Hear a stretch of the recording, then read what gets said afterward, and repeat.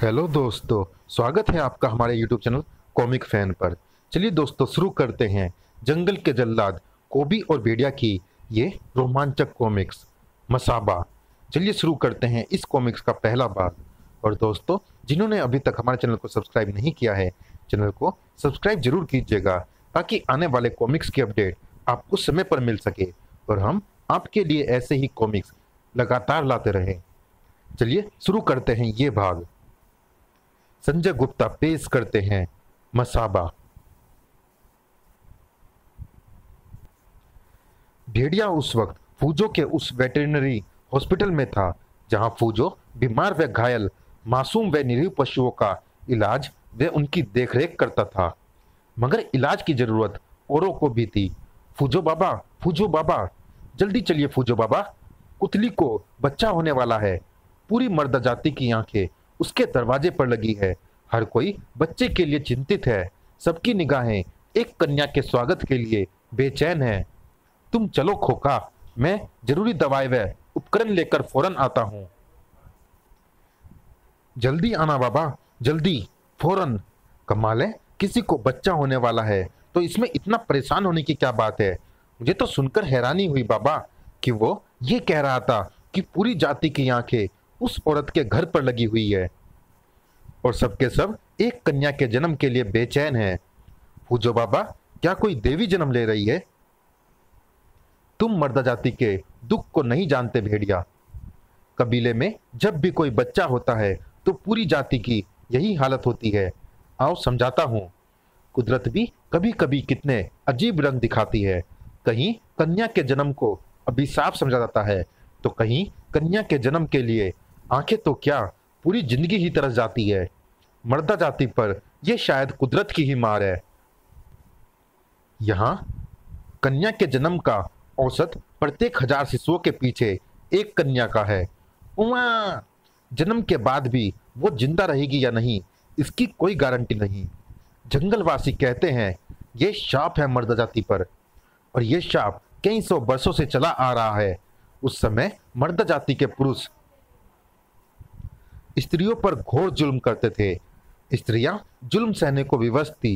कहते हैं कि तब स्त्रियों की पुकार पर जंगल की देवी प्रकट हुई और मर्दा पुरुषों को शाप दिया, ये मेरा शाप है, तुम कन्या के जन्म को तरस जाओगे। उस दिन के बाद से मर्दा जाति के दुर्दिनों की शुरुआत हुई थी। मर्दा जाति में कन्याओं का जन्म होना चमत्कार की तरह हो गया था। 12 बरस बाद मर्द जाति के किसी घर में कन्या पैदा हुई है। ढोल नगाड़े बजाओ। मर्द जाति में 12 साल बाद पैदा होने वाली ये कन्या थी मसाबा, जो आज 8 साल की हो चुकी है। हिरनी सी चंचल मसाबा, परियोसी सुंदर मसाबा, जिसे पूरी जाति प्यार करती है। सब जान छिड़कते हैं उस पर। मसाबा, जिसका अर्थ है जंगल की बेटी। डरते भी हैं सबके जिस पौधे को अपने प्यार से सींच रहे हैं कहीं वो शाप की आग में झुलस न जाए। जूकी, ठहर जा, भाग मत, मेरी भी उम्र लग जाए इसे। उसे चोट लग जाए तो तड़प उठते हैं वो। मसाबा गिर पड़ी।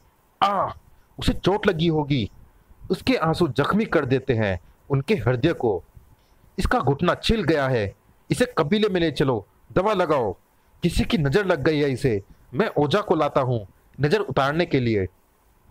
मसाबा के बाद अभी तक किसी कन्या का जन्म नहीं हुआ, पर देवी के साप वाली बातें सिर्फ कहावतें लगती है भेड़िया। कहने वाले तो ये भी कहते हैं कि इसमें जंगल के ही एक कबीले कोला का हाथ है।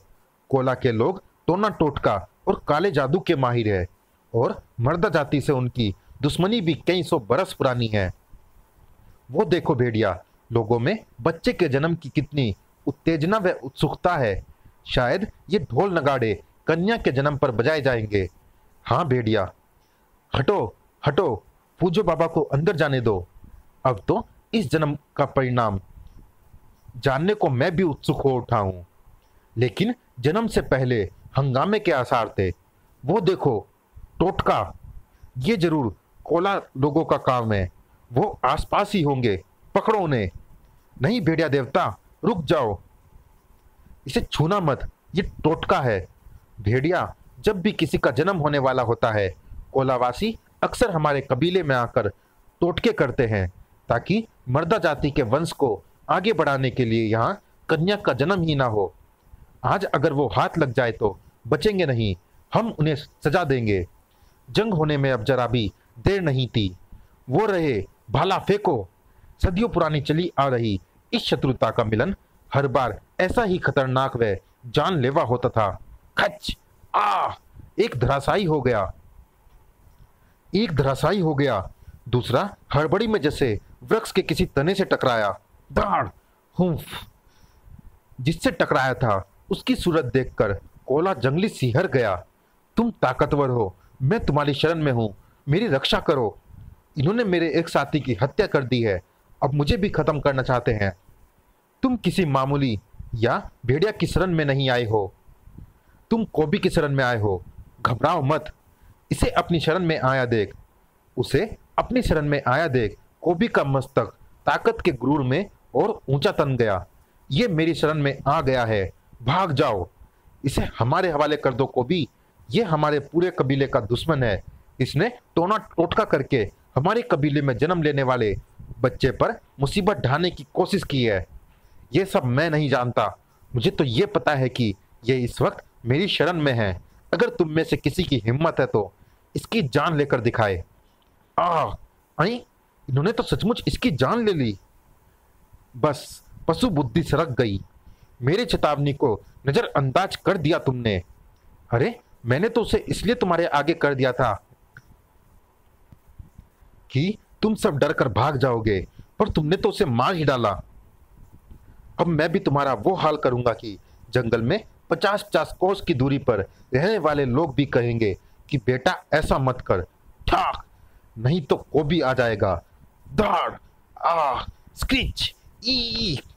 हो गए, एक एक बार में सब धराशायी हो गए। बड़े सूरमा बन रहे थे, लेकिन इनके लिए ये सजा काफी नहीं है। इन्हें तो वो सजा दूंगा कि आज के बाद कोबी के शरणार्थी की तरफ कोई आंख उठाकर भी नहीं देखेगा। हुम्फ! कोबी ने चट्टान को तरबूज की तरह उठा लिया था। हुम्फ! वो चट्टान को बेहोश व घायल पड़े जंगलियों पर फेंककर गीदड़ों का भोजन भी तैयार कर देता, लेकिन थम गया। थम क्या गया, थाम लिया गया। उन नन्हे हाथों द्वारा, उन भोली व प्यारी आंखों के द्वारा, उस मासूम चेहरे द्वारा, दूध सी निश्चल वाणी द्वारा। नहीं, मत मारो इन्हें, किसी को भी मारना नहीं चाहिए। किसी को दुख पहुंचाना पाप होता है। और इसी के साथ वो भी अनियंत्रित होकर चट्टान सहित पीछे को गिर पड़ा। उफ! अपने वजन से 4 गुना भारी इस चट्टान को उठाकर मुझे तुरंत फेंकना था, क्योंकि इसे अधिक समय तक उठाए रखना मुश्किल होता है। पर इस लड़की ने मुझे भुला दिया कि मैंने चट्टान उठा रखी है। धड़ाक! कोबी का क्रोध और भड़क उठा। ए लड़की, कौन है तू? मेरा नाम मसाबा है। ये सब मेरे कबीले में रहते हैं और मुझे खूब प्यार करते हैं। ओह, इसलिए तूने मुझे इन्हें मारने से रोक दिया। तेरे चक्कर में मैं ये भी भूल गया कि मैंने चट्टान उठा रखी है। अगर मैं चट्टान के नीचे दब जाता तो? बोल, जी करता है दूं एक तमाचा तुझे कस के। कोबी के तमाचे से बुरी तरह सहम गई मसाबा। रोना छूट गया। तुम गंदे हो, मुझे गंदा बोलती है? तुझे शायद पता नहीं कि मैं हर महीने नहाता हूं। नहाने से अच्छे थोड़े ही हो जाते हैं। देख रही है ना ये तीखे नाखून? चल भाग यहां से, वरना बाल काटकर गंजी कर दूंगा। सब मुझे कितना प्यार करते हैं, मेरी अम्मा, मेरे अब्बा, मेरी हिरनी सहेली जूकी, मेरी चिड़िया दोस्त चिड़ी। भागती है या लगाऊं एक थप्पड़? कोई मुझे नहीं डांटता। मेरी पिग्गी मौसी मेरे बाल कितने प्यार से गूंथती है। मेरे बाल पूरे कबीले में सबसे सुंदर है, कोई इन्हें काटने की बात नहीं करता। तुम सचमुच गंदे हो, गंदे भेड़िया जैसे। ओहो, तो भेड़िया को भी जानती है, वो तो सचमुच गंदा है। पर मुझे बार बार गंदा मत कह लड़की। कहूंगी, 1000 बार कहूंगी, गंदे गंदे गंदे। चुप! मुझे कांटा चुभ गया है। मजे आए और बोल मुझे गंदा। कोई और होता तो मुझे गोद में बिठाकर मेरा कांटा निकालता और तुम्हें मजे आ रहे हैं? गंदे गंदे भेड़िया जैसे। फिर मुझे भेड़िया कहा। चुप, मुझे दर्द हो रहा है, इसे निकाल दो। मैं क्या तेरे बाप का नौकर हूं जो मुझे गंदा बोले और मैं तेरा कांटा निकालूं? जा, नहीं निकालता। अब ऐसे ही बैठी रहे, मैं तो चला। और उसी पल खिलखिलाकर हंस पड़ी मसाबा। हा हा हा। हथेली में चुभे कांटे का दर्द भी जैसे वो भूल गई। कोबी की शक्ल बता रही थी कि मसाबा की मासूम हंसी को सुनकर वह और भी जल भुन गया। हा हा हा। आग बबूला हुआ कोबी एक झटके से वापस पलटा। अभी तो तू दर्द से चिल्ला रही थी, अब हंस क्यों रही है? हा हा हा। चुप हो जा छोकरी, वरना तुझे उठाकर फेंक दूंगा। बता, क्यों हंस रही थी? तुम हर वक्त डांटते क्यों रहते हो? मैं जो पूछ रहा हूं उसका जवाब दे, वरना सचमुच पटक दूंगा। बता, क्यों हंसी? वो तो मुझे तुम्हारी बंदर जैसी पूंछ देखकर हंसी आ गई थी। क्या तुझे मेरी पूंछ बंदर जैसी लगती है? और नहीं तो क्या? वो देखो, आई, ये तो ये तो सच कह रही है। आदमी होकर पूंछ लगाकर घूमते हुए शर्म नहीं आती? पूंछ लगाकर? इस बार कोबी की हंसी छूट गई। हा हा हा। तुम हंसते भी हो? मुझे तेरी बात सुनकर हंसी आ गई। अरे बेवकूफ, ये पूंछ मैंने लगा थोड़ा ही रखी है, ये तो मेरी असली पूंछ है। हा हा हा। असली पूंछ? आदमियों के पूंछ थोड़े ही होती है। बेवकूफ, तुझे किसने कहा कि मैं आदमी हूँ? मैं भेड़िया जाति का हूँ। सभी भेड़िए मेरे गुलाम हैं। देखना चाहती है? हाँ, पर ठहर, पहले मैं तेरी हथेली से ये कांटा निकाल दूं। तू चिल्लाना नहीं, बिल्कुल भी चिल्लाना नहीं, बिल्कुल भी दर्द नहीं होगा तुझे। ये निकाला, निकाला, निकल गया। आह, उफ। ला, फूंक मार दूं कांटे के घाव पर। तुझे दर्द तो नहीं हुआ ना? फू फू। मेरे अब्बा कहते हैं कि मैं बहादुर लड़की हूं, बहादुर लड़कियों को दर्द नहीं होता। वाह, तू तो सचमुच बहादुर और प्यारी है। तुम्हारा नाम क्या है? कोबी। ये तो गोभी जैसा है। हा हा हा। गोभी? वो क्या होता है? एक सब्जी होती है। हा हा हा। तू सचमुच बहुत शैतान है मसाबा। कोबी, तुम्हारे गुलाम भेड़िए तो दिखाओ। ओह, धत तेरी की, वो तो मैं भूल ही गया था। अभी बुलाता हूँ। चले आओ मेरी भेड़िया फौज के सिपाहियों, चले आओ नमक हरामो। यहाँ से जल्दी चलो कोबी, ये तो सचमुच बहुत सारे भेड़िए आ गए। डरो नहीं, ये सब मेरे गुलाम हैं। Woof woof woof. देखो, ये सब मुझे अभिवादन कर रहे हैं। अरे हाँ, कूं कूं। अब जाओ। पर ये तुम्हारे गुलाम कैसे बन गए? ये तो मुझे भी नहीं पता।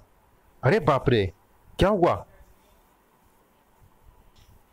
शाम हो गई और मुझे पता ही नहीं चला। मैं चली। अरे संभल कर, गिर जाएगी। अरे सुन, सुन, कल फिर यहाँ पर आना, मैं तुझे अपनी गदा दिखाऊंगा। ठीक है कोबी, आऊंगी। गदा का अर्थ उसे समझ में आया था या नहीं, पर मसाबा कल आने को कहकर भागती चली गई थी। कोबी सहसा ही मुस्कुरा उठा। आहा, कितनी प्यारी बच्ची थी। दिल कर रहा था उससे बातें ही करता रहूं। कितनी प्यारी बातें करती है। मेरी पूंछ को बंदर जैसी पूंछ कह रही थी। हा हा हा। जेन के अलावा आज पहली बार जंगल में मुझे कोई और भी प्यारा लगा। कोबी के चेहरे पर सचमुच एक प्यारी सी चमक आ गई थी, जैसे उसे कोई प्यारा दोस्त मिल गया हो। लेकिन मर्दा जाति के लोगों के चेहरे फूजों की उस घोषणा के साथ ही मुरझा गए थे। बेटा, बेटा हुआ है। बेटा? भेड़िया देख रहा था थोड़ी देर पहले की उनकी उत्सुकता को राख के ढेर में बदलते। चलो भाई चलो, अपने अपने कामों में लग जाओ। शायद देवी की यही मर्जी है। मायूस न हो सरदार पांगी, ये कुदरत का फैसला है। पर नीच कोला जादूगरों का भी इसमें हाथ है। वो नहीं चाहते कि हमारे कबीले में किसी कन्या का जन्म हो, वरना जन्म से पहले कोला ऐसी हरकतें ना करते। ऐसा न कहो पांगी, जन्म से कुछ देर पहले की गई इस टोटका हरकत का बच्चे के जन्म से कोई लेना देना नहीं हो सकता, क्योंकि गर्भ में पल रहा बच्चा बालक है या बालिका, ये तो जन्म के 9 माह पूर्व ही तय हो जाता है। ये टोटका कुदरत के फैसले को नहीं बदल सकता। चलिए दोस्तों, इस भाग में इतना ही। ये रोमांचक कॉमिक्स जारी है अगले भाग में भी। मिलते हैं इसी कॉमिक्स के अगले और अंतिम भाग में। तब तक के लिए धन्यवाद।